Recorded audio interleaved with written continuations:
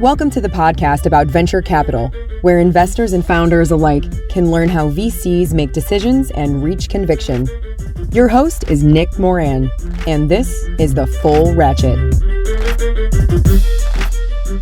Welcome back to TFR for another edition of Investor Stories. On this segment, the experts talk about a startup that failed and the causes of that failure. Here's the segment called Post-Mortems. On today's special segment, we have Niki Pezeshki of Felicis. Niki, tell us a story about a portfolio company that failed and why it failed. There was one portfolio company that failed. I'd rather not say names, but in general, they were trying to sell kind of like insurance at the point of sale for e-commerce companies. And, it was just too hard to get enough early traction with some large e-commerce companies to basically like generate the amount of revenue that it needed to justify a new round of fundraising. And it's just hard. It's a really fragmented space. Like you try to get like a guitar shop to offer insurance on their products when you buy a guitar online. And, maybe you get a few customers like that, but the sales cycle is pretty long because, most of those e-commerce guitar shops like haven't done it in the past. And so there's a lot of convincing to do. And then to be honest, like you just don't make that much money each time someone signs up for insurance. So I would say that the formula was just broken there. And, I have a lot of respect for the founders because they definitely tried really hard to make it work. But that's an example when, the formula just doesn't work. Like, as hard as you try and as good of a team as you put together, sometimes you just can't get out of the hole.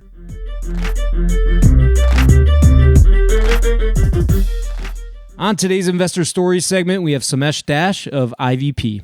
Somesh, can you tell us a story about a portfolio company that failed and why it failed?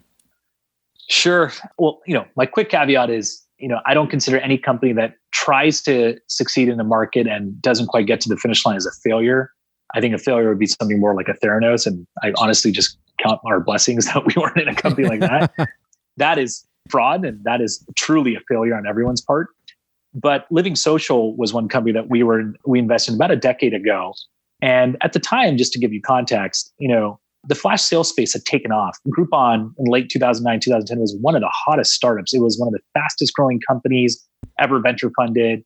Andrew Mason had really pioneered this idea of taking retailers and being able to generate new organic demand for them by this new product really in flash sales. And I think they had done a really good job, Living Social and Groupon, on the analytics side to figure out how to get which experiences cause people to buy the fastest and how you can optimize the funnel around that. So we got really excited by Living Social. We also, another lesson is like, we paid a big price and we wrote a big check. So if there are systematic risks, capital investment, capital pacing is very important. So I think in hindsight, if we had to do it again, of course, we would have had a smaller initial investment if we were to make one than what we did.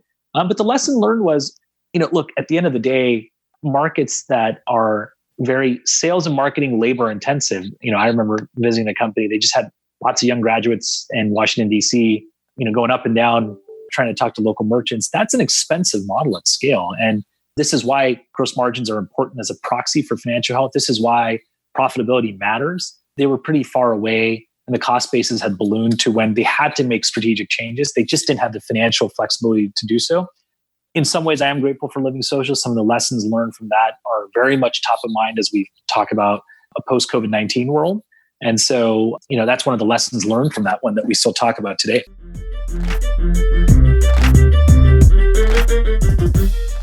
On today's special segment, we have Byron Deeter of Bessemer. Byron, can you tell us a story about a portfolio company that failed and why it failed?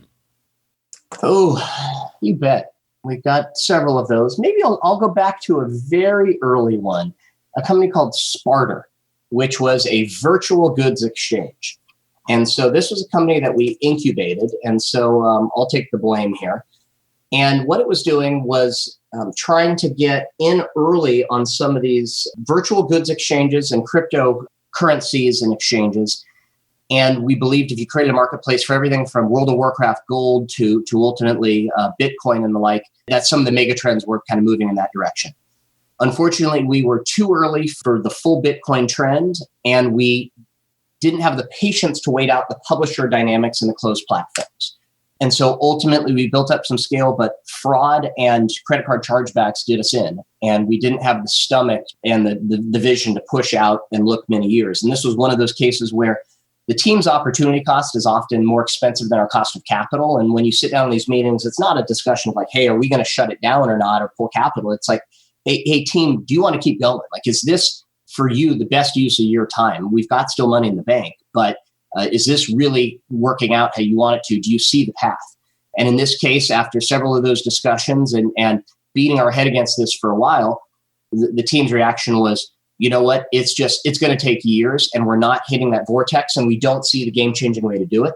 And it's a bummer because when I look back now at these currency exchanges, when you look at what's happened in digital items and Bitcoin and Ripple and like what could have been there, it is really frustrating because we saw the front end of these trends and we're there ready to capitalize on them.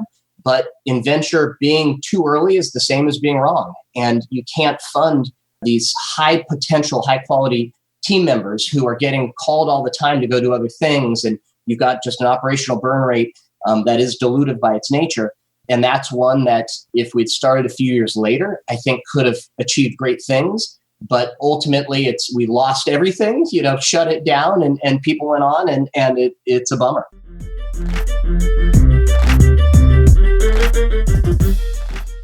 On today's special segment, we have Trae Vassallo of Defy Partners. Trae, can you tell us a story about a portfolio company that failed and why it failed?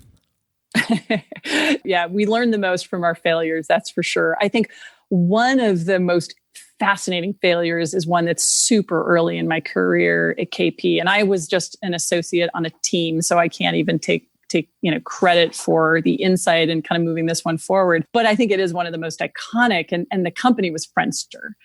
And it was a fascinating company because obviously, we identified that this whole notion and idea of social networks, there's something really special there. But what we got wrong was how to scale it up. And I think where the company, just didn't execute right was on the tech infrastructure.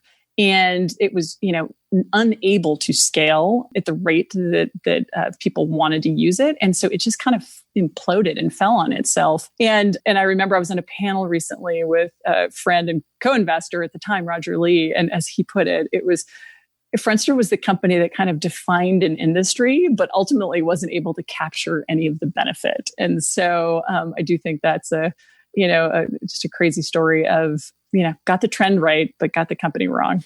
Does that give you pause when you find something that's really compelling? Do you pause and ask yourself, is this going to be the defining company in this space?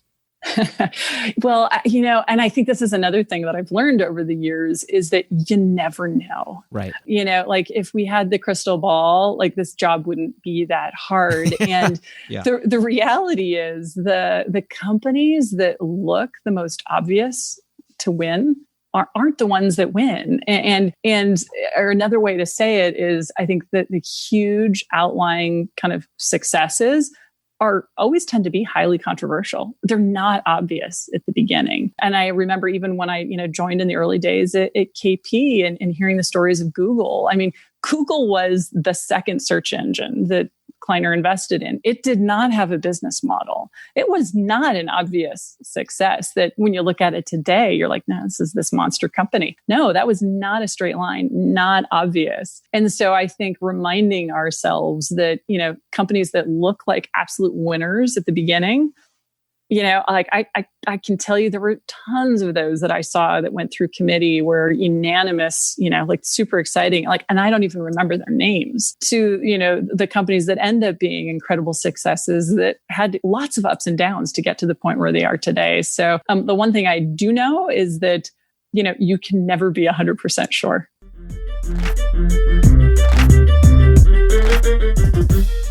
That will conclude this installment of Investor Stories. If you're enjoying the program and would like to see it continue, take a moment and leave a 5-star review in iTunes. Also, if you'd like updates on new content from TFR, as well as the top 10 VC articles every week, go to fullratchet.net and sign up for the newsletter. Okay, that will wrap things up for today. Until next time, over-prepare, choose carefully, and invest confidently. Thanks for joining me.